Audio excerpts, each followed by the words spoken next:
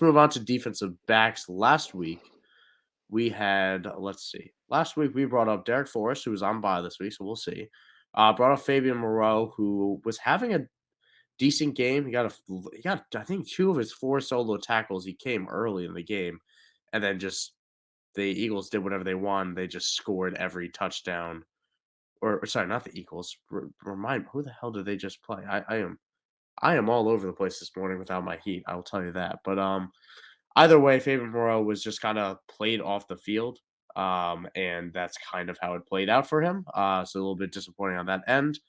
But we also had Marcus Williams as someone that we brought up, of someone he's coming off the IR. It might have been mentioned to us in the comments. So shout out to you, chat. And a reminder, keep on dropping questions in the chat. We'll answer defensive ones right after these defensive back questions. Keep dropping them in.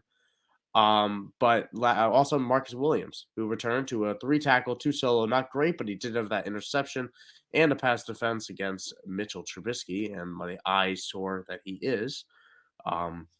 And that's Trubisky, not Marcus Williams. And we also talked about Marcus Jones not buying into him, which was the right call because he was too good in pass defense, and he just didn't allow completed passes.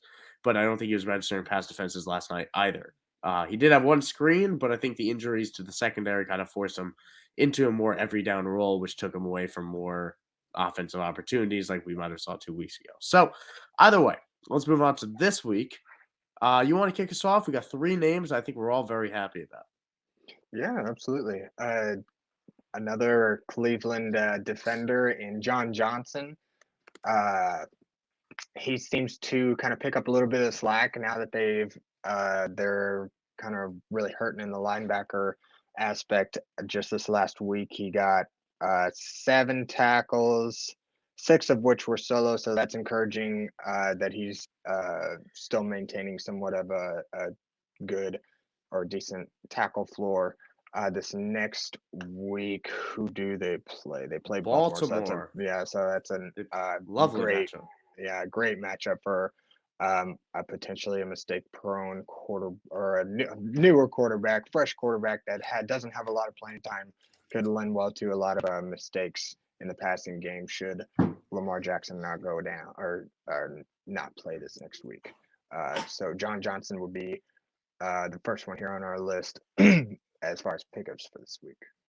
And Baltimore's been allowing a top five in points allowed to the safety position this year, and that includes Lamar Jackson, includes Tyler Huntley, and now we add Anthony Gordon to this mix. One name is not like the other, and I think it's only going to be good things for John Johnson. So I definitely like that name.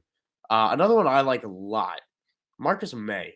So maybe this is the New York in me, and I'm not a Jet fan by any means, but Marcus May has a role in the box with the New Orleans Saints, and it's good. It's a good role. He's been good for them this year when he plays. The problem is he just hasn't really done a lot of it. But if people remember, before this past bye week, he did have 11 tackles. He had a very good game, and now he faces Atlanta, which is already a good matchup for the safety position. But then you factor in Desmond Ritter's first start, which could mean turnovers. At the very least, it means a scrambling quarterback that could open up tackles for a safety, which lovely, which I think will happen just as much, if not more, than Marcus Mariota did. And I mean, listen, he's got matchups like Cleveland after that, which we just talked about. We talk on the reverse end of that Baltimore skit. It's also a good matchup for safeties. And then he also has Philly, which allows a top 3 to the safety this year because of how many deep plays they get. So I really like Marcus May kind of as a rest of the year potential league winner. Although defensive back is obviously very streamable week to week. We throw out these names and hopefully they're hitting. But I do think Marcus May is a guy that you can play this week and potentially play beyond. Well said. Well said. Last name we had on this list for the week is pretty injury dependent. He's been replacement. This is Andrew Wingard for Jacksonville. Andre Cisco's missed the last couple of weeks, and Wingard has since taken over that role and seen a significant amount of snaps. I'm at like 70 some this last week, and he's seen a hefty portion, if not all of the snaps in Cisco's absence. In that time, he's also got 13 solo tackles and 3 assisted tackles, so 16 total tackles in the last couple of weeks, which is very encouraging for a defensive back, no less.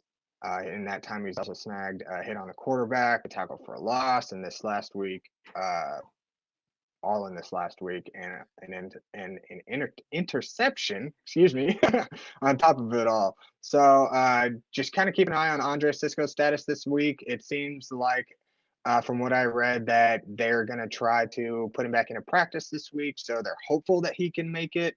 But at this point, I'm not entirely sure if they would rush him back. Just because of how great Wingard is playing, they could probably buy an extra week just to get him fully healthy. So should Cisco not go this week, I would recommend an Andrew Wingard pickup in replacement if you haven't already. ESPN reported yesterday that Cisco is day-to-day this week. He did return for a couple limited practices last week. So we'll see. Potentially that could mean a return for Dallas. But either way, Dallas is a great matchup for safeties as well. So hopefully we get to see. I think either way, one of these guys is going to be a very productive name.